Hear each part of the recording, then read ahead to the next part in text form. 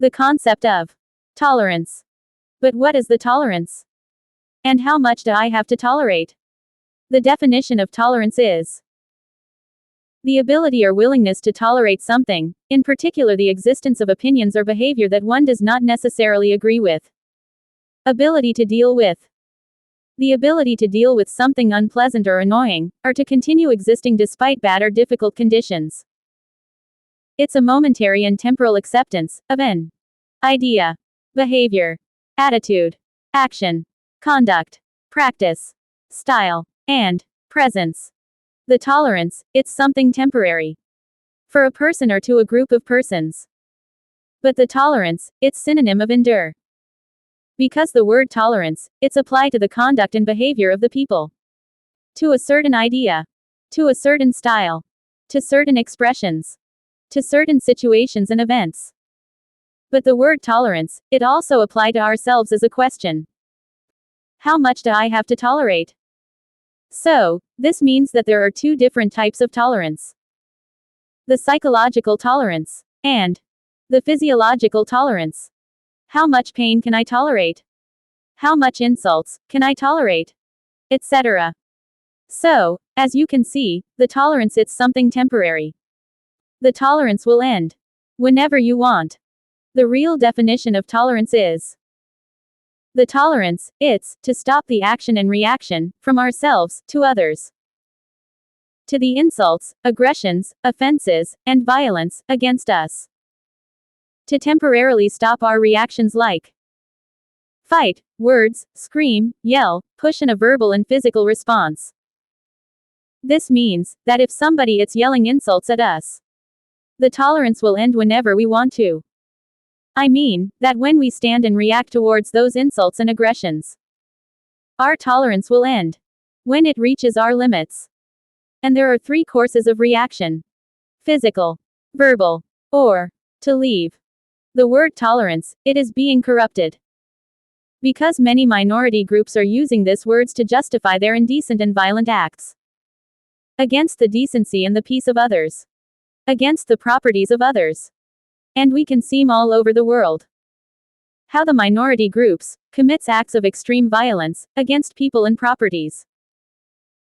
Using the word tolerance to justify those acts of humiliation, violence, mistreatment and vandalism. But in all these cases, you do not have to tolerate and accept any kind of verbal violence, mistreatment, physical violence, physiological violence, humiliations, damage to your property, damage to your properties, or whatever that you don't like. Tolerance ends whenever you want. Tolerance ends whenever you decide so. Nobody can force you to tolerate and respect a group or a person that you do not like. Nobody. You have the total right to be intolerant. To be intolerant. To be intolerant to everything that you don't like. The concept of a lot, few and enough. But how much is enough, few and a lot? The definition of a lot, few and enough is to have the resources. Our own brain calculate and is aware that if what we have is few, that we have barely enough to cover our necessities. Enough. That we have sufficient to cover our needs. A lot. That we have more than enough to cover our necessities. And it also will makes us feel good or worry, depending on how much do we have. But it's very important for ourselves to know and to be aware of how much do we really have. If you want to be happy, always look for more. But appreciate and be thankful and aware of what you already have. To know how much it's enough. Believe it or not. There are super millionaires who, incredible as it may seem, they are not happy, even though they are able to buy whatever they want. But even so, they are not happy, and this is because they have not defined this concept of a lot, a bit or enough. For most of us who have suffered from lack and poverty, we know this concept very well. Because we know exactly how much do we need to be happy, since our ambition is to have a little more than enough to be happy, we do not want to buy a 60-story building, we want to buy a nice beautiful house, we don't want to buy 50 sports and classic cars, we want to have 2 good cars. But the ambition of the supermillionaires, after they seeing what they have achieved so far, and what they are capable to achieve, perhaps does not allow them to see what they already have, and to be very, very happy with it. They always want much more. And although ambition it's good, but greed it's bad, you must also be clear about what you need to be very happy, because perhaps you already have it, but your greed and avarice do not let you see it. See all the good things that you have. The concept of conformity. Conformity it's good or bad. The definition of conformity is the process whereby people changes their beliefs, attitudes, actions, and perceptions to more closely match those that they are capable to achieve. Conformity has important social implications. Conformity, it's to change your perception and your expectations, to match your current capabilities, and your aptitudes. We can no longer generalize about anything. Being satisfied with what you already have, it's good or bad, depending on the circumstances. If you have a nice and beautiful house, even if it is not in the richest area of your city, but it's in a good zone, if you have 2 good cars, a business or a good job that gives you more that you need, a good wife who loves you and that you love her very much, that your children loves you and respect you, and if you have enough money to be able to buy many things, then, you truly have a great treasure. To me and for many, you are a rich person, since you have everything that you need to be happy, and a little more. On this example, conformism is good, since you have a little more than enough to be very happy. And in this case, you could look for more, but you could relax and enjoy what you already have achieved. But if you live in a house made of sheet metal and cardboard, in one of the ugliest, poor and dangerous areas of the city, and if you have 4 sons and daughters and your wife, and you lay down in your couch to watch football on the TV, and relax in your couch, despite the fact that your sons and daughters, and your wife, are hungry, and with a lack of almost everything, and even so, you go and lay down on your couch, to drink beer and watch football. Then conformism it's very bad, because you and your family doesn't even have the necessary to be able to have a decent life. If you have so many sons and daughters, then you have the responsibility, the duty, and the obligation to give them more than they need to live, and be happy, and you cannot avoid your duty, your responsibility and your obligation towards them. You cannot rest until you can offer your family, at least what is necessary to live happily, to eat and drink well, a good house to live, and love and respect, with dignity and decency. It should not be an obligation and not even a right to have sons and daughters, if you are poor and illiterate. It's not fair for your sons and daughters. It's not fair. Because they suffer too much since birth. It's good. Knowing and having more than enough to be able to be happy. Look for what you really need to be happy. The concept of appearance. But, what is the appearance? It is really so important. The definition of appearance is the way that someone or something looks. Your appearance is how you look. Your body, your face, your clothes, your hair, your facial expression, your skin tone, and your postures. All factors into your overall. But, really, how important is our external look in this material world? Unfortunately, the appearance, it's something very important. For millions of people, especially women's. The external appearance, it's the most important thing in their lives. Because, really for the majority of mans, the appearance it's not so important. You can see that the majority of the super billionaires, they don't use the most expensive suits, they even use shorts and t-shirts. Because, really, your clothes doesn't makes you who you really are. I mean that, not because you wear a $5,000 Armani suit, or a $5,000 Chanel dress, or a $20 shorts and t-shirt, would make you better or worse. Would make you more intelligent or dumb. Would make you good or bad. Would make you richer or poor. Would make you happier or sad. Would make you wiser or stupid. I mean, that you can see that they are people who wears cheap clothes and that they are super billionaires. And that there are people who spends all of their money on clothes, but they are still poor and dumb. So, this means that really, the clothes that you wear doesn't really makes you who you really are. Man knows that the work, the ideas, what they have built, and what they are capable. That's what makes them them. Not really, how do they look? Not because you spend $20 on a Starbucks coffee will make you better. But, for women, they think and perceive that the way that they look, their appearance. It's the only thing that they have to offer. And that's why they spent so much time and money dressing and making up. And that's why they spent so much money on makeup, shampoos, body creams, skin treatments, clothes, etc. Because they don't accept the way that they are. Because they do not accept the way that they look. That's why they spent so much time and money putting on makeup. Because they don't accept themselves the way that they are. The way that they look. And they cover their face with makeup. They care about their appearance. But not too much. They know perfectly well that the clothes doesn't makes you better or worse. And that's absolutely truth. It really doesn't really matter the clothes that you wear. It really doesn't matter. Not because somebody wears the most expensive and beautiful dress of all. Means that she is the most intelligent and wise. Or even if it's a good person. Not because somebody wears old and worn clothes. Doesn't mean that he is a bad person. No. Because you can see very beautiful and elegant women's. And yes, they look so beautiful on the outside. But they are bad and terrible persons on the inside. As Jesus say, hypocrites. Because on the outside, they are like whitewashed tombs, adorned with flowers.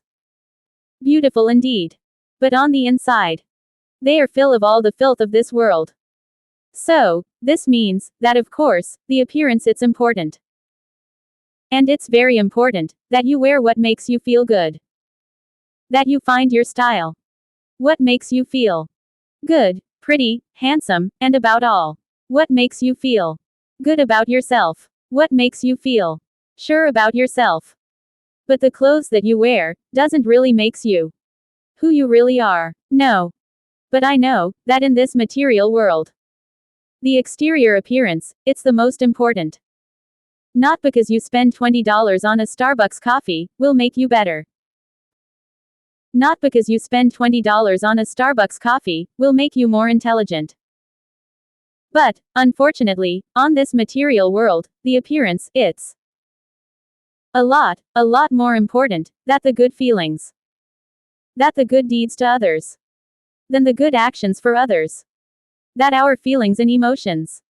That the good ideas. What a shame. The concept of anger. Why did you get angry? The perception of time. But, what is time, and how do we perceive it? The definition of time is the infinite, indefinite continued progress of existence and events on the entire universe. The continuing progress of the past, the present, and the future. Regarded as a whole. Time is a measurement of life. Time, it's measured in segments and periods. Time, it's the same if moments of momentums. A point or period when something occurs, an occasion, an event. Time is the continued sequence of existence and events that occurs in an apparently irreversible succession from the past, through the present, and into the future. Time is something that exists in all the universe. Some of the stupidest scientific say that time doesn't exist. And that's the most stupid thing. It looks like that everything in the universe, born, growth, and reproduce. So, that means that there was a past, there is a present, and there is a future. Some stupid scientists say that 1 year on the universe is nothing. Because the universe has over 18,500 millions of years. But I don't care how old is the universe. 1 year, it's 1 year. And 1 year, it's extremely important. It's 1 year of our lives. I don't care if the universe has more than 18 billion years. What matters it's our time. Our life. Time is birth, grow, and reproduce. Life. Past. present, and future. Even if for science 1 year it's nothing. Of course that for ourselves. 1 year it's a lot. 1 year of our life. 1 month of our life. 1 week of our life. 1 day of our life. It could happen a lot of things. A lot. So, that's why, even if time is time, we all perceive time different. We all perceive our life different. Because time it's life. We have found the way to measure the time. We have found the way to measure time through constant vibrations. Seconds. And with this measure, we have been able to measure events that repeat constantly. Like a day, a week, a month, and a year. Because on the universe are events that are repeat constantly. Our beautiful and magnificent planet spin on his own axle. And this event is constantly. And at one time, it face the sun, and in another not. So, we can measure the time that takes to spin. Day and night. 1 day. Our beautiful and magnificent planet rotate around our sun in an elliptical orbit. That's why we have different stations. Some months are hotter. Some months are colder. And we measure these events as seasons. Because they repeat every certain time. Every year. And every season is different from the others. Every season has special things. Like fruit, climate, snow, flowers, rain, etc. And not season, it's the same as the other. But, all the seasons repeat every year. And our life, it's very similar. Our life is our time. Our time is our life. Time it's life. And even if time is measure always the same, we perceive time different. We appreciate the time very different. We humans fear the time because of getting old. All the living creatures have cells that grow and reproduce themselves, but also that die. All the things has molecules that they don't reproduce themselves. But they don't die. So, it is possible to live forever, as long as our cells keep reproduce themselves. As long as we found a way for our cells to keep reproducing themselves. But, to be very happy, we have to find the way to appreciate our own time. Our own time. Our own life. We need to appreciate every day. We have to exploit, to seize, to take advantage of every day. Doing a lot of good things for ourselves and for others. To get tired for doing a lot of good things in our day. We have to take advantage of our own time. A lot of things on the universe needs time to grow. As, when we sow a seed, it takes time to grow and to produce their fruit. So this means that time it's something extremely important for us. Because time is life. Because life it's time. And I know that for many elderly people, they afraid of time, because they ask themselves, what do they have done with their time? With their life. So, for you to be happy. Seized every day. Take advantage of every day. Exploit every day. Do a lot of good things for you, and for your loved ones. Don't waste your time. Do not waste your time. Don't waste your life. As long as an atom, it's in movement. Then, there is time. Then, there is life. Time it's eternal. The concept of need, want, and wish. But, what do I need, what do I want, and what do I wish for? We use this 3 words, every day of our lives. And even if these 3 words are different, they are strongly connected. The definition of need is required something because it is essential or very important. Circumstances in which something is necessary, or that requires some course of action. A necessity. We need some things to live. The difference of need and want.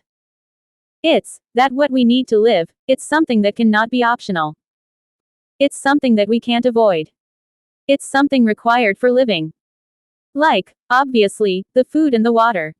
We need them to live. But we also need clothes to protect our skin, our body. Shoes, to protect our feet from the ground and stones. A house, to rest, and so we can protect from the cold, the rain and the weather. And we also need guidance, somebody who can teach us how to obtain the food, how to cook, the language, and everything that we need to survive. Need, it's what we need to survive. To live. And, needing it's also on the sentimental level. We need someone to live. And this is something very important. A lot of studies shows that the humans and the living creatures need someone besides them to live. I mean, that the people who are completely alone doesn't survive, they will not live a lot. Because we are social beings, and being with another person or an animal will keep us alive. It is a necessity. And these are the primordial things that we really need to live, to survive. Needing, it's in a physical level. Needing, it's in an organism level. Needing, it's what we need to function and operate well. And our brain will always prioritize what we need over what we want and for what we wish. Needing, it's in an instinct level. Needing, it's in a subconscious level. Wanting, it's in a conscious level. The concept of wanting. But what is wanting? What do I want? The definition of wanting is wanting in something is not having enough of something. To have something that we don't have, but that we want. To have more, that we want. To have more, that we need. To have more, that we have. As we have see, we need some things to live. But also, we want a lot of things, even if they are not necessary to live. But we want them. To feel satisfied and happy. An image. Wanting and needing, it's a human instinct. Want, it could be something optional. Need, it's a necessity. Needing, it's in an instinct level. Wanting, it's in an unconscious level. Needing, it's in a physical level. Needing, it's in an organism level. What we need to function and operate well. And our brain will always prioritize what we need over what we want and for what we wish. Wanting something, it's inevitably. Because we see things that we feel that we want, even if they are not necessary to live. But even so, we want them, we desire them. And it's okay. Because wanting makes us improve ourselves. Wanting makes us improve as humans. Wanting makes us improve ourselves. Wanting, it's something good and necessary. But what do we want? Wanting, it's something very difficult to explain. Wanting, it's a feeling more than a thought. Because, yes, of course that we think that we want something. But is a sensation, a feeling, more than a thought. And that's why it's so powerful. And our brain will look for a way to acquire what we want. By any means. To obtain what we want, so much. To feel happy and satisfied. Wanting it's for the things that are more likely. Wanting it's for the things that are more possible. Like a pants that you saw on the store, a watch, an iPhone, some shoes, etc. I mean, that the wanting, it's for something more likely, more possible to happen. And it's okay. Wanting, it's a human instinct. Wanting, it's a human necessity. When we want something, our brain plans the way to obtain it. No matter what. No matter how. Our brain will plan on, accordingly, to our budget and our possibilities. To buy what we want. And, yes, we want a lot of things. And it's okay. When we want something, we feel that we need to have that. We feel that we cannot be happy until we have it. And it's a powerful feeling. More than a thought. We feel that we can't be happy until we have what we want so much. And this creates anxiety in ourselves. And that anxiety will not disappear until we have what we want so much. But the anxiety, it's a very powerful and harmful feeling. And it will not make us feel calm and relax until we have what we want so much. But wanting, it's a lot more likely and possible to obtain what we want. That wishing. But everything begins with an image. Everything comes from an image. The concept of wishing. But what are the wishes? What do I wish for? An image. The definition of wishing is to have what we want, but that we know that is not very likely and possible to happen. Wishing, it's wanting. Wishing it's wanting something, very, very much. Wishing, it's wanting, what we want, but that we think, that it's not very likely and possible. I mean that, wishing, it's sending the wanting of what we want to God, the saints and to the universe. Expecting that a divine being, or somebody else, to give us, what we want so much. Wishing. It's something more comfortable for us. Because, we wish and we expect, that a divine being, gives us, what we want so much. Wishing it's wanting, and hoping. Wishing it's the hope and faith, that somebody else, will give us, what we want so much. Wishing. It's something more comfortable for us. But, that's why, wanting, it's a lot more important and powerful than wishing. Because, when we want something, our brain, will plan and will look for the way, to obtain them. Our brain, will look for every way to obtain, what we want, so much. To obtain what we want, by ourselves. And, wishing, it's to hope and expect, that a divine being, to give us, what we want. Wanting, it's something a lot more possible. Wishing, it's, for something not very likely to happen. Because, when we want something, our brain, ourselves will make it happen. Ourselves. But, what we wish, we leave it in the hands of others. Like God, or a divine being. That's why. Wanting, it's a lot more powerful than wishing. Wanting, it's a lot more likely to happen. Because, we can make it a reality. Wishes and wishing, it's not something bad. Because on the universe, there is not an absolute zero. I mean, that absolutely everything it's possible. Everything. Absolutely everything. It's absolutely possible, that God, or an angel, or a divine being, to hear your wishes, and to make them real. Of course that's as absolutely possible. But how probably it is. But, everything begins with an image. Everything comes from an image. The concept of desire. But, what are the desires? And, why do I desire so many things? Why do I desire somebody so much? The definition of desire is an extremely strong feeling of wanting to have something, or wishing for something to happen. Desires are motivations that propel us to approach certain stimuli in our environment and engage in activities with them that will provide us with a relative gain in immediate pleasure, including relief from discomfort. Desire, it's synonym of decision. After you have seeing many options, you take the decision of what you like the most. That's your desire. That's your decision. What makes you feel better? The desires are feelings, more than thoughts. Desire, it's an image that it's stored in our mind. An image. In our conscious and in our subconscious. That's why desires are so strong and powerful. That's why desires, it could easily become an obsession. Desires, it's the same as wanting. But the desires are a lot more powerful. Desire, it's wanting something, in an exaggerate and uncontrollable way. The excessive, exaggerate, uncontrollable, inexplicable and insatiable taste towards a substance, object, sensation, person, emotion, or a thing. It is the taste beyond the normal, for something. Which causes cravings and anxiety to feel that sensation, emotion, effect and pleasure. The desires create a lot of anxiety and anguish in ourselves. And that anxiety and anguish will only disappear until we have in our hands what we desire so much. Desires, it's a very powerful and harmful feeling. Because we usually desire what it could be impossible for us. We create great expectations about a person or a thing.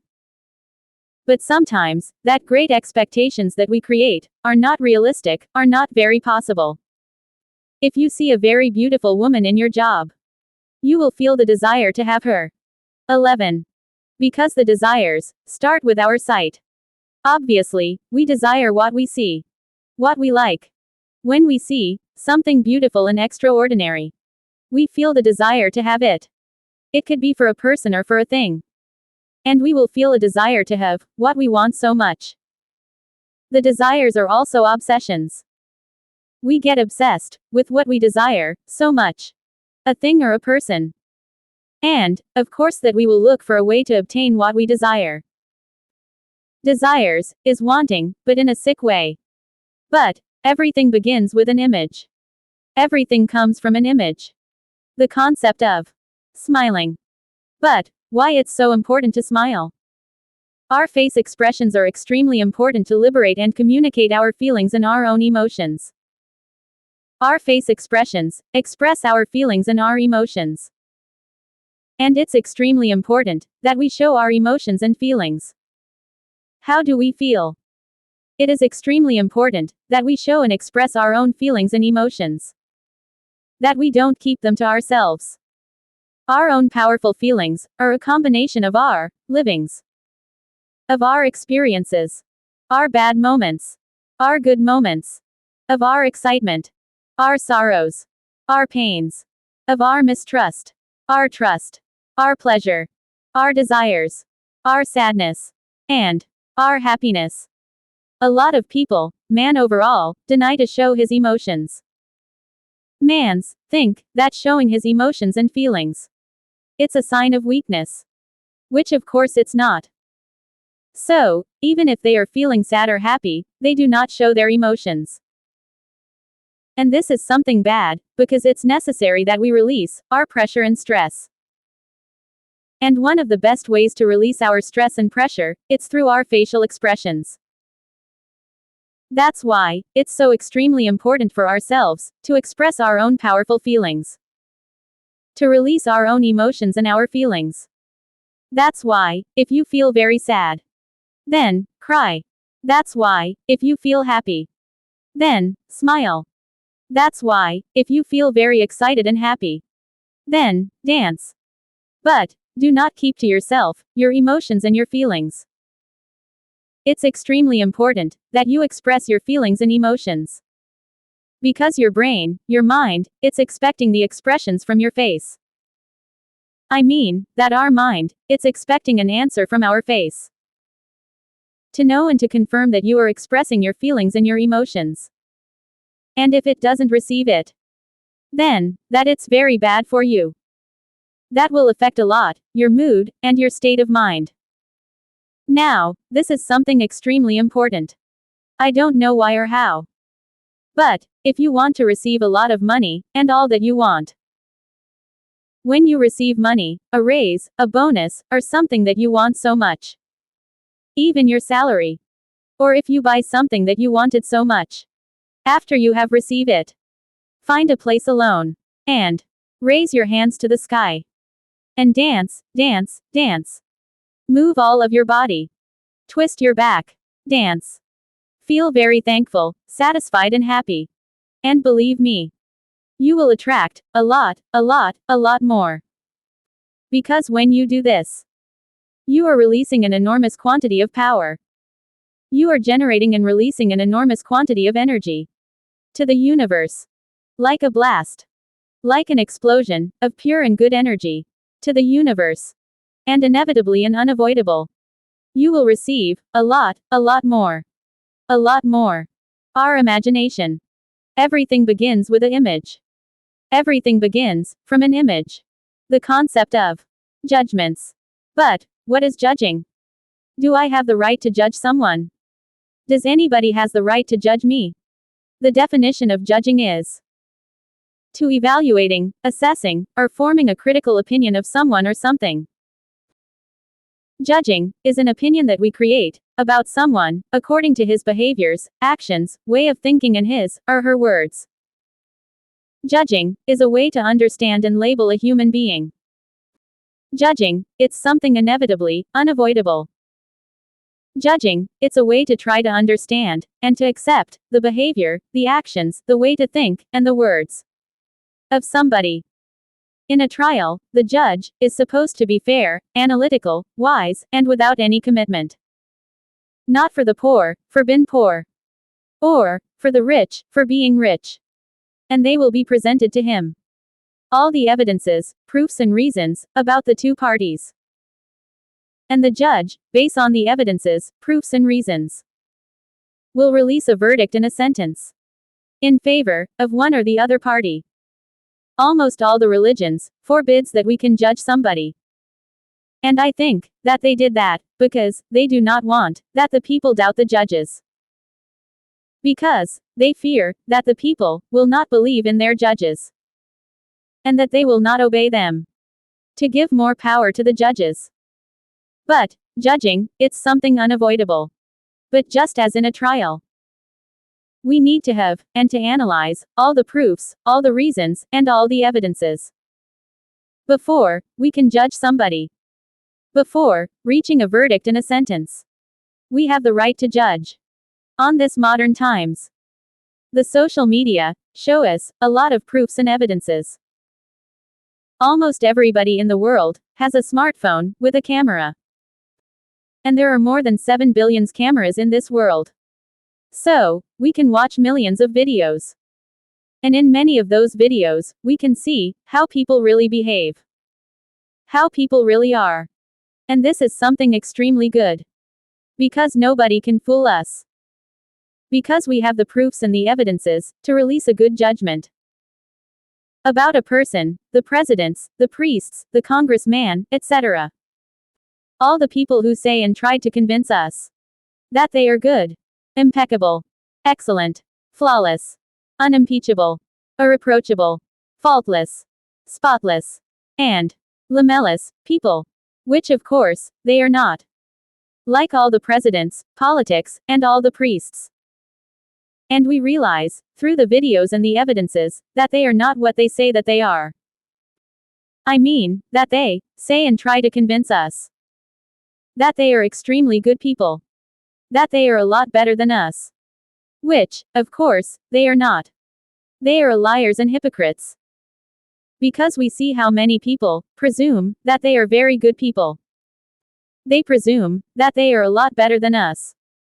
But the proofs and evidences demonstrate all the opposite. They talk about good things. But they do the opposite. And they said that they are a lot better than us. Judging is something inevitably. Because we judge all those who think and say that they are better than us. And not only the government people and the religious people. We judge our neighbors, our boss, our teachers, our colleagues, the people that we see on the street, etc. We judge everybody to see if they are really better than us. To see if they are what they say they are. It's a way to protect us. It's a way to feel better about ourselves. The Bible say, do not judge, for you to not be judged. But on this modern times, I don't think that can be applied. Judging, it's not only an opinion. Judging, it's not the same as an opinion. Because an opinion, it's just that. An opinion. But judging, it's to reach a verdict in a sentence. It's to reach a conclusion. About a person, an action, a words, an order, a command, a law and a behavior. Judging will make us feel good, after being aware that we are not less than others. But to have a good judgment, we have to analyze it with an open, sincere, intelligent, and realistic mind. Because we see how the presidents and all the people on the government say in their campaigns that they are good, and that the most honest people in the entire universe. Yes, right. And after they have the power, we see how dishonest, thieves and liars, they all are. Hypocrites. All of them. And it's very important that we see the reality of the things. Because they think that because they are the president or on the government, they think that they are a lot better than us. That of course, they are not. But, thanks to the social media, we can see the proofs and evidences that they are not better than us. That they are liars, thieves and dishonest. And we have the right to judge them. And not only them. We have the right to judge everybody. To determine if they are good people or not. To determine if they are better than us. Judging, it's not something bad. Because it will make us know the truth. Because it will make us feel better about ourselves.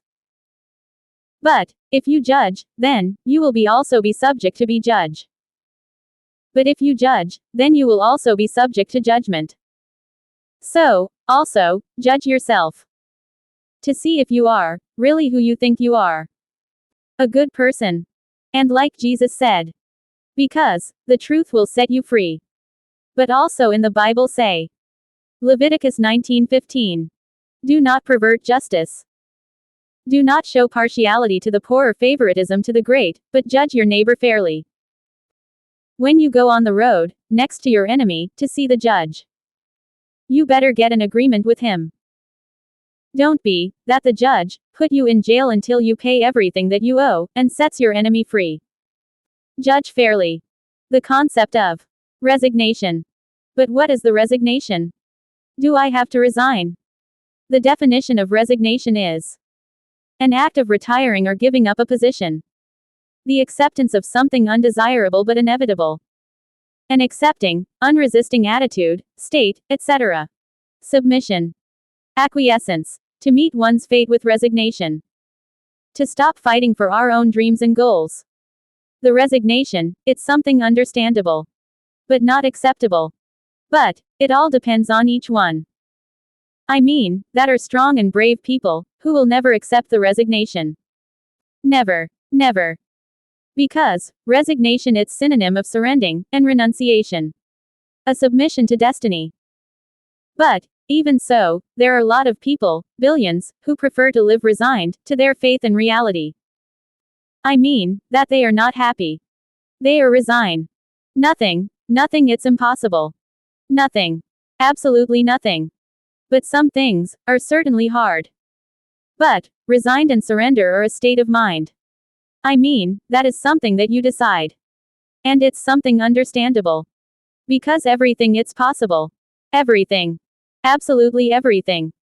But certainly, there are some things that are hard. Like being a millionaire, to have a very good work, to put a business, or a company.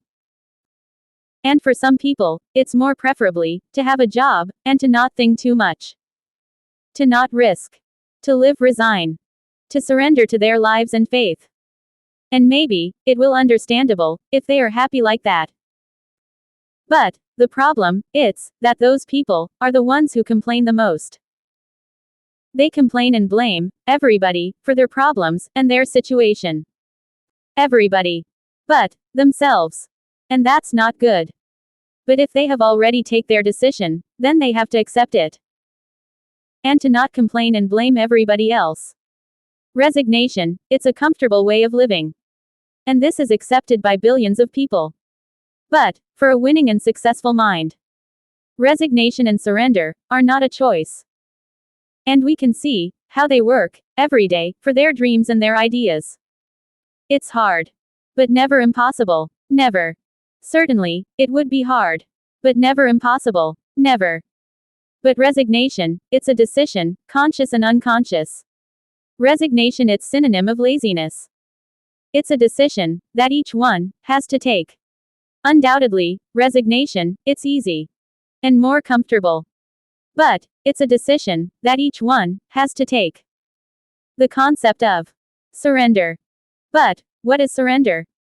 Do I have to surrender? The definition of surrender is to stop fighting and admit the defeat. To cease resistance to an enemy, or to an opponent, and to submit to their authority. To give something that is yours, to someone else.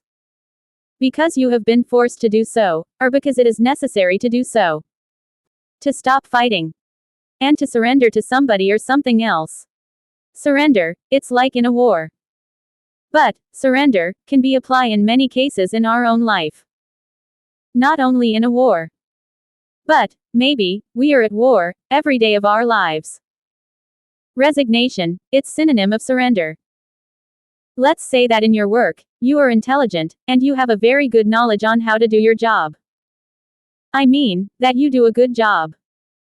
And because of that, it's very possible that you become the supervisor, or the area manager.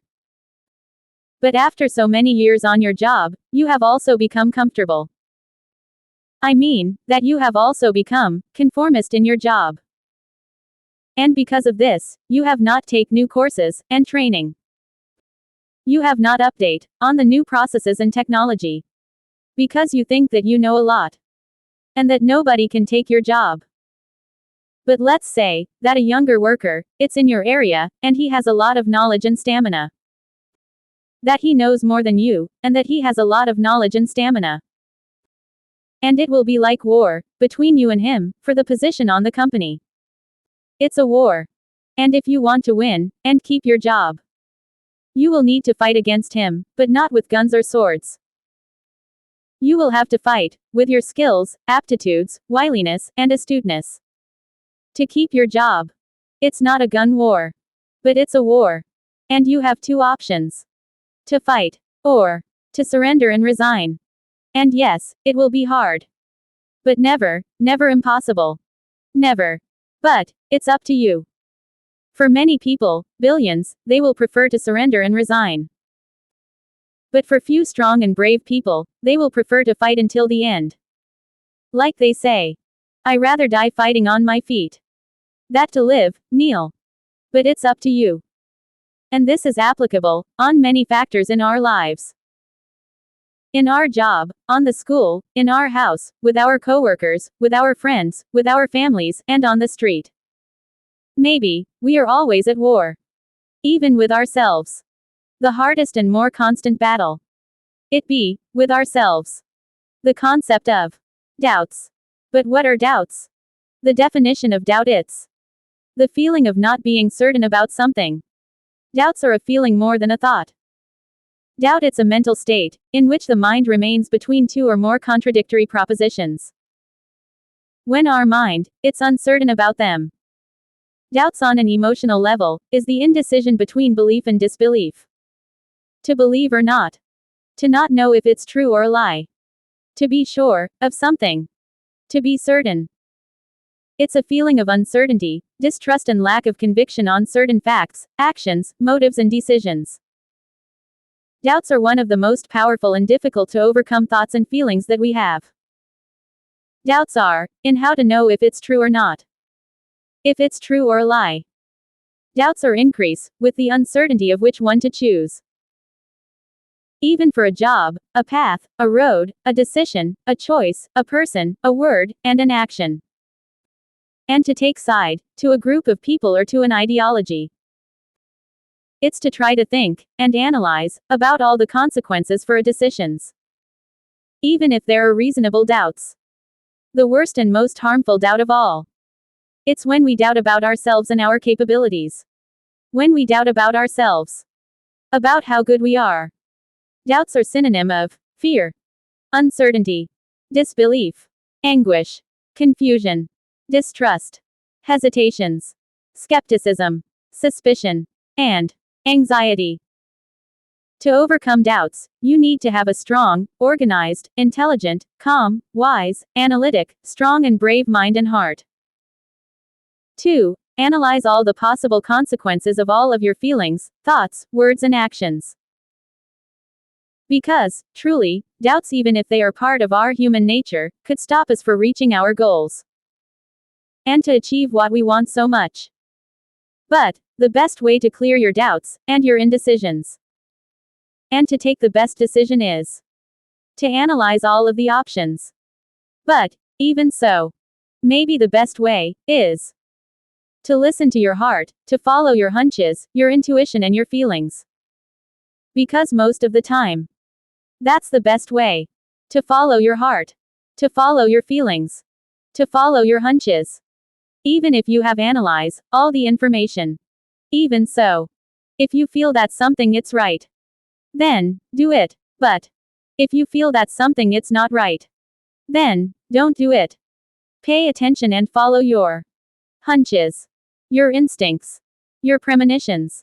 Your own feelings. And your intuition. Always. Follow your feelings, over your thoughts. Doubts it's something extremely stressful for our mind. The concept of indecisions and hesitations. But, what are the indecisions, and the hesitations? The definition of indecisions and hesitations is the state of being unable to make a choice. To take a decision. To choose. It's a wavering between two or more possible courses of action. The uncertainty. So, as you can see, the indecision, and the hesitation, are very similar to the doubts. But on this case, it could be something more powerful and harmful for ourselves. The indecision, the hesitations, could make us lose a very good and important opportunity. Hesitate could make us lose something very good. Indecisions could make us conformist and lazy. Indecisions, it's fear. Hesitation, it's fear. Indecisions and hesitations are when we are ready or not to do something. Even if the indecisions and the hesitations are similar to the doubts. Doubts are way before taking a decision. But the indecisions, the hesitations, are in that moment when we have to choose. When we have to take a decision. When we need to choose. Indecisions and the hesitations are when we have to take a decision. In that moment. When we need to choose between two options. But the best way to clear your doubts and your indecisions and to take the best decision is to analyze all of the options.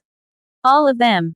But even so, maybe the best way is to listen to your heart, to listen to your hunches, to listen to your intuition, and to follow your feelings over your thoughts. Because most of the time, that's the best way to take the best decision. To follow your heart. To follow your feelings. To follow your hunches. Even if you have all the information. Even so. Even if you already have analyzed all the information. And everything looks good. Even so. If you feel that something it's right. Then, do it. But if you feel that something it's not right. Even if everything looks good. Even so. But if you feel that something it's not right. Then, don't do it. Don't do it. Pay attention and follow your hunches. Your instincts. Your premonitions. Your own feelings. And your intuition. Always. Unfortunately, the hunches, premonitions and intuitions. They are not very clear. They are confusing. That's why we ignore them. But even if they are not very clear and confusing, we need to pay them a lot attention. They can save our life. The concept of resistance. But what is the resistance? Why I'm resisting to many things? The definition of resistance is the refusal to accept, to obey, or to comply with something. The attempt to prevent something by action or with an argument. The act and the attempt to prevent something to happen. So, as you can see, the resistance, it's something physical and psychological. I mean that the resistance is an action that comes from our brain. We have a lot of resistance to many things. We have a lot of resistance to almost everything. Because we have resistance, we resist what we don't know for sure. We resist all that we don't know for sure. We resist all that we don't understand. We resist all that we don't like. We resist all that we don't see. We resist all that we fear. The resistance it's created by our imagination. Resistance it's created by our brain. Now, resistance, it's not something really bad. The resistance keep us alive and well. Resistance, it's a way to keep our body safe. Resistance, it's like an armor that we put around us. But also, in a lot of cases, the resistance could stop us in our development and in our improvement. Resistance, it's fear. We resist all that we don't know. We resist everything that we fear. And that's why we resist to do and to try new things. And our mind could resist things that are good, beneficial and profitable to us. We resist. We fear. We resist, we fear, what's not certain. We resist, we fear, what we don't know for sure. And this, even if it's understandable, could make us resist good things for us. Like a new job, a new relation, a new business, a new sensation, a new pleasure, new experiences, new knowledge. And even if the resistance it's something good. Perhaps, not always. The acceptance ends the resistance. But our brain will only accept what we understand, what we want, what gives us more pleasure and satisfaction. Acceptance ends the resistance. When we know the reasons, when we know the purpose, and When we know the benefits to us. When we understand the reasons. When we understand the purpose. When we understand the benefits to us.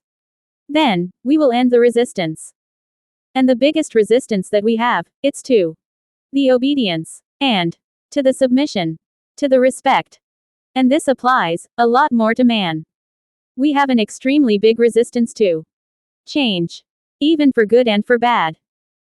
One day, somebody told me something that it took me like 2 years to understand. She said that all changes are good. All changes are good. Of course not. Not all changes are good. All the improvements are good. Not all changes. And maybe that's why we have so much resistance to change. Believe it or not. One of the most strong resistance that we have. It's to change. Even for good or for bad. But, the resistance it's something bad. If we resist to improve our life. Only when we know, and accept the reasons, the purpose and the benefits for ourselves. That's the only way, that we will end the resistance. Acceptance ends resistance. So, I mean that, we should not resist everything. There are things that could help us to improve ourselves and our family. We need to analyze, case by case. The concept of acceptance. What is the acceptance? What do I accept? The definition of acceptance is the act of consenting and allow something. To allow something to happen. The act of recognize, acknowledge, allow, admit, consent, and accept something, an idea and a thought. The acceptance, it's to accept an idea, a thought and a feeling. When we accept an idea and a thought, our brain recognize that idea or thought, it's good and benefit to ourselves. We can accept many ideas and thoughts. After our brain knows the reasons, the purpose and the benefits to ourselves. We can accept more easy, the things that we understand. We can even accept things as the submission, in order to receive pleasure and fulfillment. The acceptance, it's something extremely powerful. Because, after we accept something, or an idea or a thought, then, our own brain will end the resistance to that. And our brain will do that with joy and happiness. Our brain will do that even faster and better. Because our brain has accepted it. And our own brain will not create more resistance to that. But, when we do not know, understand and accept the reasons, the purpose, and the benefits to ourselves, then, we will not do the things. Then, we will not like to do the things. Or, then, we will not do the things correctly and faster. Because, we don't know the reasons, the purposes and the benefits, to ourselves. And we are creating a lot of resistance to that. Acceptance, it's when we knows, understand and accept the reasons, the purpose and the benefits to us. And when we accept it, then, our own brain will end the resistance to that job, work, idea, thought, order, and command. Because we have understand and accept the reasons, the purpose and the benefits to ourselves. Because, when we know the reasons, the purpose and the benefits, then our brain will accept it more easily. And then, we will do that job faster, better and even happier. And for women, they can accept an act of submission, like a sexual relation. Because even if it's an act of complete submission, they know that they will receive a lot of pleasure and satisfaction. I mean that for man, it's a lot harder to accept the things. But for women's it's easier. I mean that we resist too many things. And, we accept very few things. Acceptance ends the resistance. The concept of submission. But what is the submission? To what I am submitted. The definition of submission is the action or fact of accepting or yielding to a superior force or to the will or authority of another person. The acceptance that another person is stronger, better and more important than us. The acceptance of an order and a command, without questioning. The act of obedience, without hesitation or resistance. So, as you can see, the submission, it's something bad and humiliating for ourselves. Submission, it's an act of obedience, surrender, resignation, renunciation, humiliation, fear, and acceptance to the orders, the will, and the commands of somebody else. Without a clear reason, purpose, or benefit. The submission, it's rejected and resisted, for almost all man. But the submission, it's accepted, by almost all womans. Since the same physiology of the woman's. It's designed for submission. The sexual act, it's an act of completely submission. The penetration, it's an act of complete submission. The design and the physiology of the woman's body, it's to carry the babies, and to receive the seed from the man. That's why, womans accept the submission. In a physical and emotional way. Womans accept, like, look, enjoy, and need that act of submission. But submission, it's something bad. I can't think about an act of submission that it's good. But, on the case of womans, they accept the act of submission from another man. In order to receive pleasure and satisfaction. But, the submission, it's something bad. Submission, it's obedience, surrender, resignation, renunciation, humiliation, fear, and acceptance. And this, it's not good for ourselves. Submission, it's an act of humiliation. And, in the case of man, they fight and resist the submission all of their lives. So, I do not think that submission it's good on any case. But there are people who accept it, and enjoy it. The concept of the trust. But, what is trust? Trust, it's something very difficult to explain. It is a strong and special feeling, in which intuition and instincts influence a lot. It is something like magic, as on a spiritual and energy level, it is like the reception of good energy from the other person. It is a feeling, more than a thought, because even if someone tells you that you have to trust him, or her, or someone else, you won't do it, until you feel it. The definition of trust, it's a feeling of security and protection, that you feel when you are close to certain people. It is like a magical bond that is created between two people, which makes you feel safe when you are with him or her.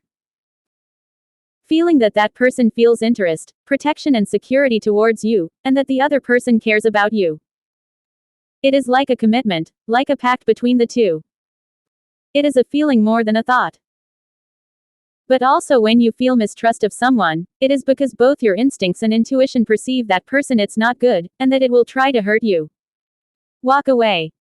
So also trust can be used to expect good things.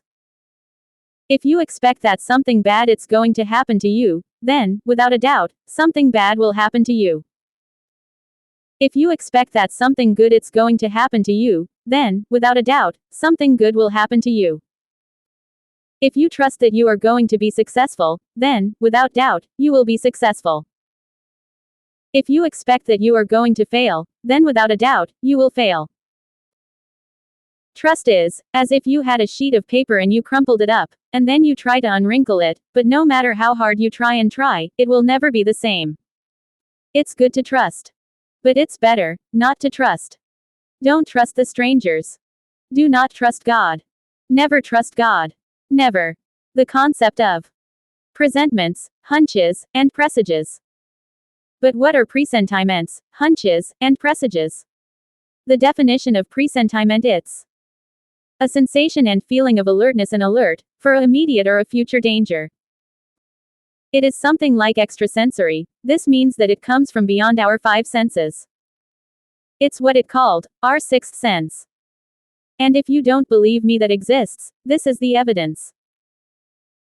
It has happened to all of us, that we are somewhere, and if someone's staring at us, from the distance, watching us. Then we feel that someone it's watching us, and we turn around to see who is staring at us. But why? How? If we were looking at another place, but even so, we felt that someone else was staring at us, from far away. We feel that someone else was staring at us, watching us. That is our sixth sense. It is something difficult to understand and to explain, but we have all felt it. And it is something that usually comes from our stomach and our heart. Not really from our mind. It is a sensation and a feeling that puts us on alert. It is something like magic, like outside of all logic, science and understanding, but it is true. Science has not been able to explain this. Perhaps the presentiments and hunches comes from the universe, or it could be a warning from ourselves from the future, or from someone who wants to protect us, perhaps an angel or a relative who has already passed away. No one knows exactly where they come from. But we feel them many times in our daily day. But why don't we listen to them? When we have a feeling, our mind tries to analyze the reason for that feeling. Our mind tries to find a valid reason for that feeling that we feel. But after not finding any logical reason, our own mind discards it. Because our mind doesn't find a valid and logic reason for the feeling that we are feeling. But we need to listen, pay attention and obey our presentiments, our hunches and the presages. Because they are real, and they trying to protect us, and our families. If you feel that something it's not right, then do not do it. If you feel that something it's right, then do it. Pay attention and listen to your intuition, to your hunches, and to your heart. Science has discovered that we have neurons in our heart and our stomach, so the presentiments and the hunches are not generated by our mind, they come from somewhere else. To avoid problems and dangerous situations for ourselves and our families, we should better pay and listen with much more attention to our intuitions, premonitions, hunches, feelings and presentiments. And pay more attention to them. We should obey our hunches. Science knows that we have a sixth sense, which we still do not understand it at all. Perhaps the presentiments and premonitions comes from God or some angel or a force or an energy that it's trying to protect us. It's like a gift from the universe to us. Pay a lot more attention to your intuition, premonitions, presages and presentiments. Obey them. If you feel that something it's wrong, then you better don't do it. If you feel that something it's right, then do it. If you are going to buy a car, but if you feel that something it's not right, despite that everything seems okay, then you better not buy it. If you go somewhere, and you feel that something it's not right, then you better get out of there. Don't try to understand why. Just do it. Pay a lot more of attention to what you feel. Don't try to understand why you feel that. Just pay attention to your feelings and to your intuition. If you feel that something it's wrong, don't do it. If you feel that something it's wrong, then you better not do it. If you feel that something it's right, then do it. Don't pay so much attention to what you think, pay more attention to what you feel. Been alive, it's a miracle. Make good actions and deeds towards your family and to others. And the reward from heaven will be great in this life. The concept of deception and disappointment. But what is the deception and the disappointment? Deception and disappointment are one of the most powerful feelings and thoughts that exist. The definition of deception and disappointment is the feeling of failure and defeat, for not having been able to reach or achieve an objective, a goal, or an expectation, to which we had put too many hours, time, energy and hopes, thinking, visualizing, dreaming, planning and projecting. Deception and disappointment are something extremely powerful, since it can really affect us, and stop us in our development and personal improvement. Since the deception and the disappointment also generates fear and terror, to try new ideas, projects and relationships. Deception and disappointment is synonymous of deception, disillusion, fear, lies, betray, sadness, deceitfulness, and terror. Deception and disappointment, like bad memories, it's something that cannot be forgotten or eliminated, they have to be overcome. However, the deception and the disappointment, if you know how to handle it properly, is a great way to learn about your mistakes. Because no one born knowing everything, we all learn, and many times we learn a lot more from failures than from successes. It's what is called trial and error. Although it is true that disappointments fill us with fear and terror, you have to learn from your mistakes and try again. Learn from your mistakes and try again. Your attitude, it's the most important to achieve all of your goals. Deception applies to both people and objects, things, projects, events, persons, and businesses. But don't try to deny what happened. You have to accept what happened. You don't have to deny how you feel, don't deny your feelings. If you feel bad, recognize it and accept it. If you feel sad, recognize it and accept it. If you want to cry, then cry. But don't deny your feelings. Don't deny your own emotions. Don't deny how do you feel. Never deny how you feel. Never. Don't. Deception and disappointment is when we create and visualize in our mind great expectations about a person, object, thing, project, situation, event, business, or entrepreneurship. When it comes to a business, project, or event, it is a little easier to identify, accept, and overcome, since it is easier to accept, and you can analyze if the cause of not having achieved the objective was due to a poor planning. And you can learn a lot about why it didn't work, and try again. Yes, I know that after a deception and a disappointment, we feel both physically and mentally exhausted, and we feel that we have lost the trust and confidence in ourselves. We feel fear and shame. And we feel like if we don't have the strength to move on, but even so, we have to get up and try again. The love deception and disappointment.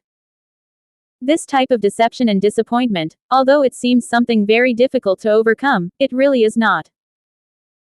You just have to analyze the cause of the deception and disappointment, being very truthful and sincere with yourself. You have to analyze what were the expectations that you created towards that person, if they were realistic expectations, if your expectations were not to control and force this person to be with you. You have to be aware of what you gave in this relationship, not only what you think the other person did not give. Because when it comes to a person, it can easily become an obsession.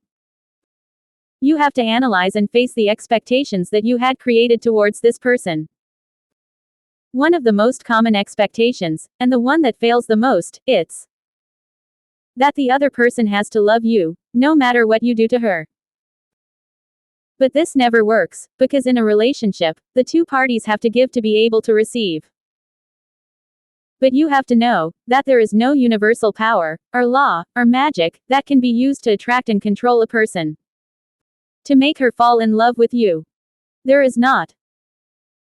If after analyzing the causes and the expectations that you had created, you realize the errors that you made, and you are willing to improve your attitude, then you should try again, but with more realistic expectations. You must identify and accept if it was love or obsession.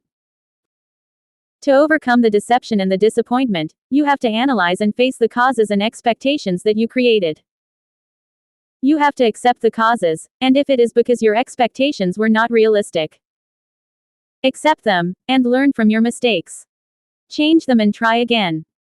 But for a person, you have to understand that there is no force or magic to attract and control any person. There is not. Deceptions and disappointment makes us lose the faith in God. But most importantly, the deceptions and disappointments makes us lose the faith in ourselves. The concept of pendings and doubts. But what are pendings and doubts, and why doesn't make me feel relax? The definition of pendings is: pending is a good word to use when something has to happen before something else. The what we need and have to do. Something to do.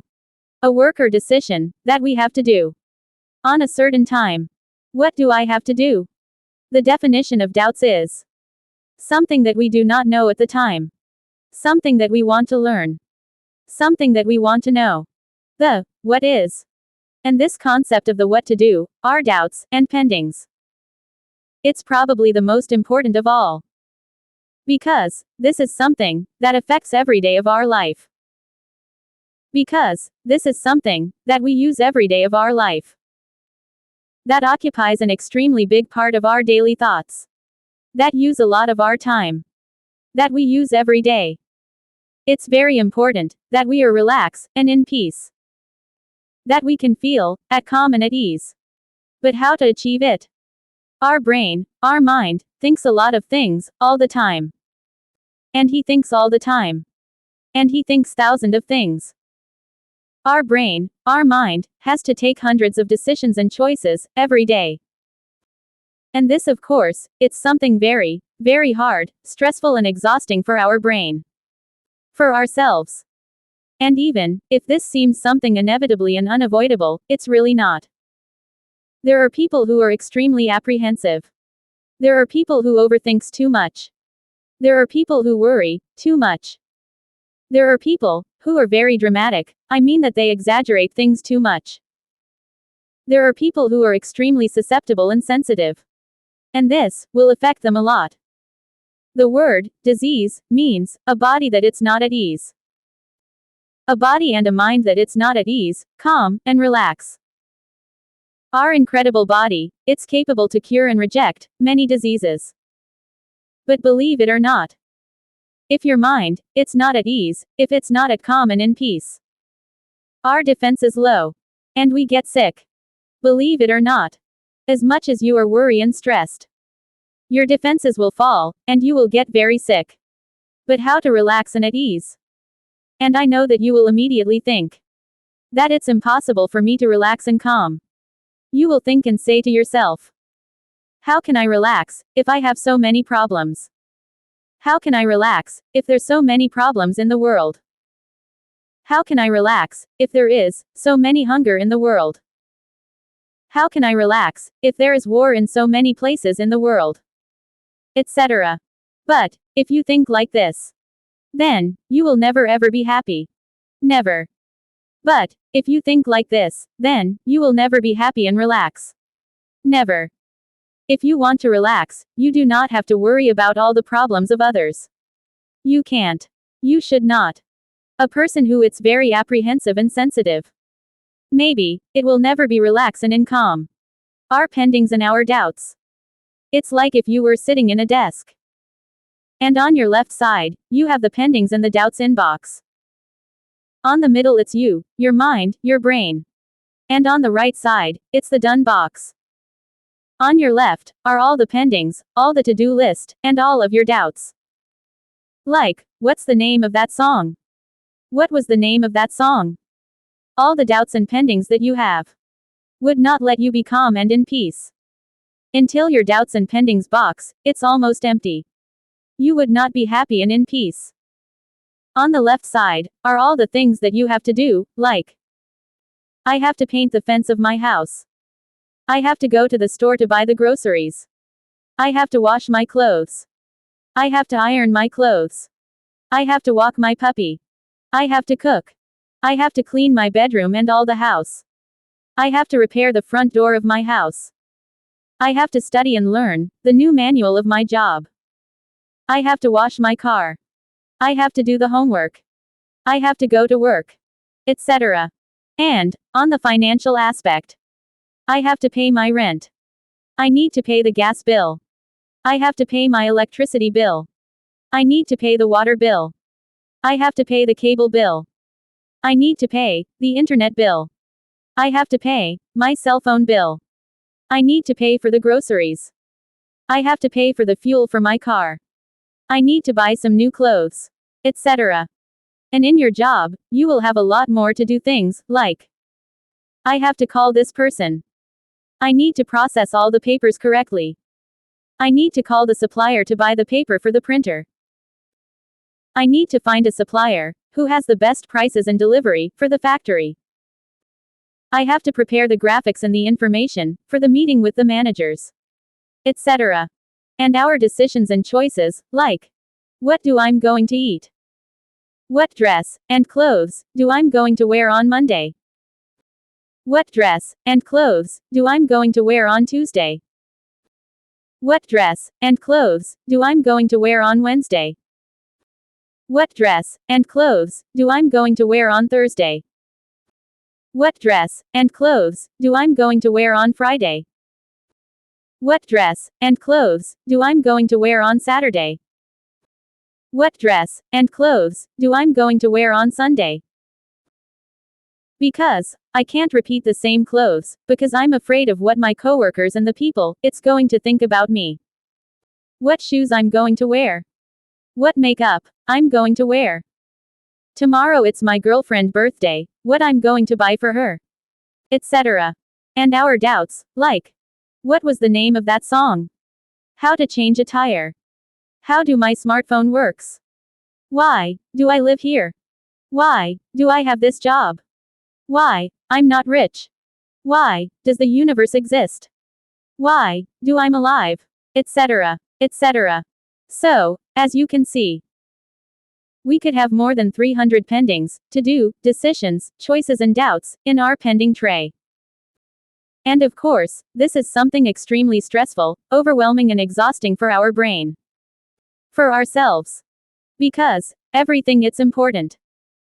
Because all of that, it's not insignificant, all it's important to us.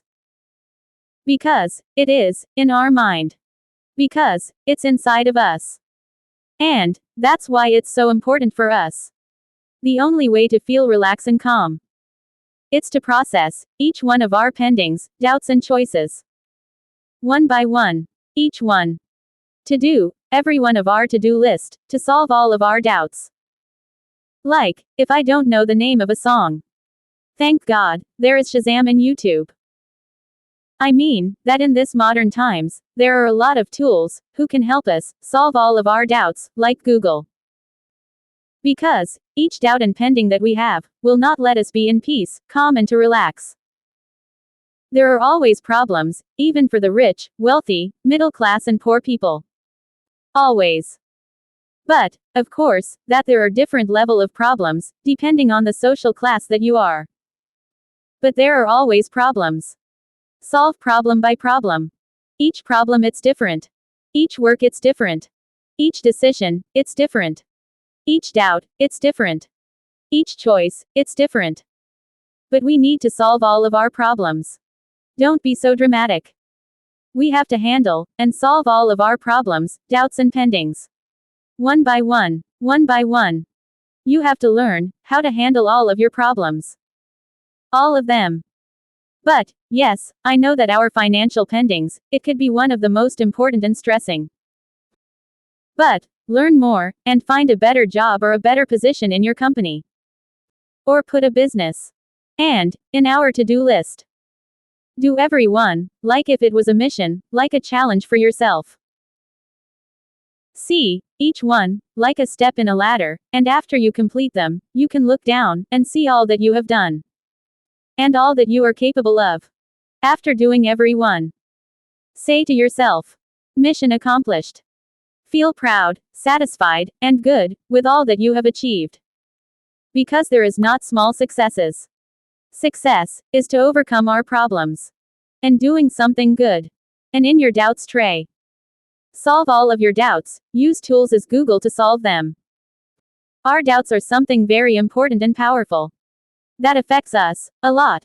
Consciously and unconsciously. And after you solve your doubts, and do the things, you will feel more calm and relax. You will feel lighter. You will feel and say, well, another pending less. That's why, they said, don't let for tomorrow, what you can do today. Because, if you can do it today, it will be better for you. Because it would be a pending less. Or, let's say that you are in your job, and you are doing a very important work, but if you want to go to the bathroom, then, you will feel anguish, you will not feel at ease and calm, until you go to the bathroom. Because, our to-do list, our pendings, and our doubts. It's maybe, the most important thing that affect us, in our daily day. And that's why, we should teach our childrens, how to handle and overcome the problems. To know what to do. The definition of stress is to don't have a real solution for a real problem. That's the stress. Don't start a new work before you end the one that you are. Also, to be relaxed and calm. Do the things that you like. Don't watch ugly, sad and violent things. Listen to good music. Now, an extremely important thing for you to be relaxed and to achieve all of your goals. It's to sleep well. We spend 40% of our life sleeping. So, it's extremely important that we have a good and comfortable bed and mattress. With very comfortable sheets and a very good pillow. To sleep very well. You need to spend a sufficient budget on a good and very comfortable bed, sheets and pillows. As tired as you are, the better that you are going to sleep. So, it would be good that you exercise a little before sleep. Taking a good shower, that definitely will give you a better good sleep. Before sleep. Watch something pretty, something funny, something inspirational. Something beautiful. Because, that last image that you'll see. That's what you are going to dream of. If you watch a terror movie, or something violent, that's what you are going to dream of. And instead of having a good dream, you are going to have nightmares, and you are not going to sleep well. Pray, before sleep. Kneel beside your bed for 5 minutes, and pray, to God, to the universe, or to whoever you want. But pray. Think, meditate and pray for 5 minutes. About your day, and your goals and dreams. Pray, think, and meditate for 5 minutes, before sleep. Be thankful and grateful, before sleep. Before thinking about your problems. Think about your successes. Think about all the good things that you make on your day. Like, I repair the shower, I repair my car, I did a very good work in my job, I cook something delicious that everybody likes. Etc. And you will feel that you can achieve everything. Because you can. Do not think about all the problems of the world. Yes, unfortunately there are too many problems on this world. And, yes, there are so many people that suffers too much. But, see the good things you have. So, that's why it's so extremely important, that you sleep well, that you have a good rest. That you sleep, at least 8 hours. After a good rest, you will perform much better. The concept of gratitude. But, what is the gratitude? The definition of gratitude is the feeling to express appreciation, thanks, gratefulness, and kindness. To feel in debt with somebody else. For receiving something material or non-material. Like a help. Or something material, as money, food or something. The gratitude, it's something extremely important. But, the gratitude could also be something hypocrite. Because, there are a lot of people, who thanks, just to don't feel, that they owe something, to somebody. I mean, that they really don't feel gratitude for somebody. Because they think, that they could do it, by themselves. And also the gratitude, could be something hypocrite, because, a lot of people, are grateful, just to receive more. I mean, that there are a lot of people, who doesn't really feel appreciation and gratitude for somebody. That they're just are thankful, to receive more. But even so, the gratitude is, because somebody else has already gives you something. Even if you ask for it. Or not. But, being grateful and thankful, it's also been, decent. It looks like, if being grateful and thankful. It's like an instinct. Part of our human nature. Like if it's very deeply stored in our brain. But, like in a universal and mystical sense. Being thankful and grateful. Will gives you more. A lot more. All that you want. We attract what we thanks for. We attract, what we are thankful for. We attract, what we are grateful for. And even the gratitude to the people. If you are grateful and thankful, to your mother, or to your wife, for all the great things that she gives to you. Then, she would like to gives you more things. To be thankful for.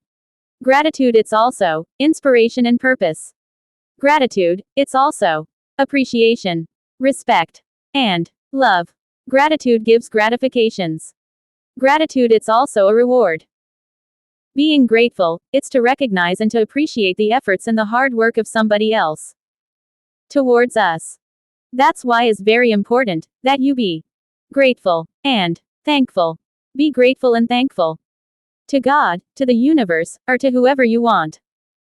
But be thankful and grateful. Also to the people. And it is also very important, that you be grateful and thankful to yourself. For all the good things that you have achieved. For the things that you do. For the things that you do for others. For all the effort and hard work that you do. We always expecting to be thanked. We expect, that they would be grateful and thankful to ourselves. For our efforts and hard work. And it's okay, because that will make us feel good, appreciate, satisfied, recognized, important, and happy. And it's the way, for us, to do more. Receiving a thanks. Receiving gratitude from others. It's a very powerful reward for ourselves. It's something very important and powerful. It's like a prize and a reward. Even if it's not physical, like money. Even so, when they thank us, when we receive appreciation and gratitude, it's something very powerful and good for ourselves. It's an extremely powerful incentive for ourselves. But, on the same way, it is very important that we thanks. But also, it's very important that we thank and appreciate the work of others towards ourselves. I don't know why it's so easy to thank God and the universe instead of ourselves. I don't know why. We will always respect and be very grateful to the one who gives us all that we want. We will always respect and be thankful to who gives to us all that we want so much. The word thank you. It's one of the most powerful words on the entire universe. So, as you can see so far, all that you think and thought are really feelings and emotions. I mean, that our feelings and emotions are more powerful than our thoughts. And your mind, it's start to understand how and what you are really thinking and feeling. Your mind is unraveling. And you are feeling more calm, relaxed and sure. Because you start to understand how and what are you thinking and feeling. And when and how to use it. You have to let go the bad people, the bad memories, the deceptions, your failures and your fears. Because you forgive, you forget.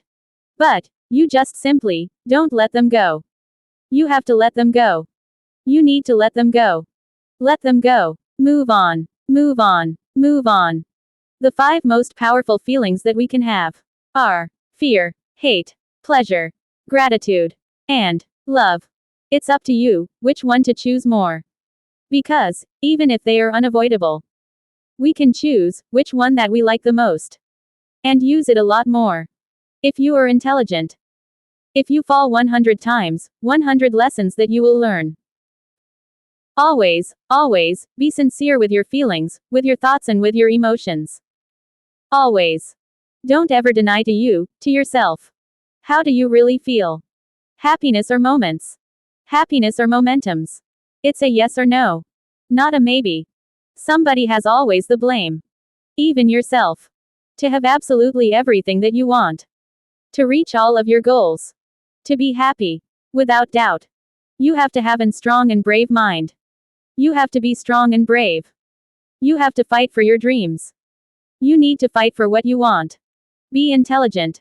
Be smart. Be wise. Before thinking about your problems, think about your successes. Before thinking about your failures, think about your successes. Never shut up. Never. Playing it's living. Living it's playing. Every word, every thought, and every dream that you have. It's creating your life. It's creating your present and your immediate future. Our own powerful and magnificent imagination, it's a bless. But it could also be a curse, because the fear, the anxiety and the anguish, are created by our own imagination. By ourselves. You would never really know. Until you do it. It's not just to live. It's to enjoy life. To feel. To be. And. To have. Just remember. That is all on your head.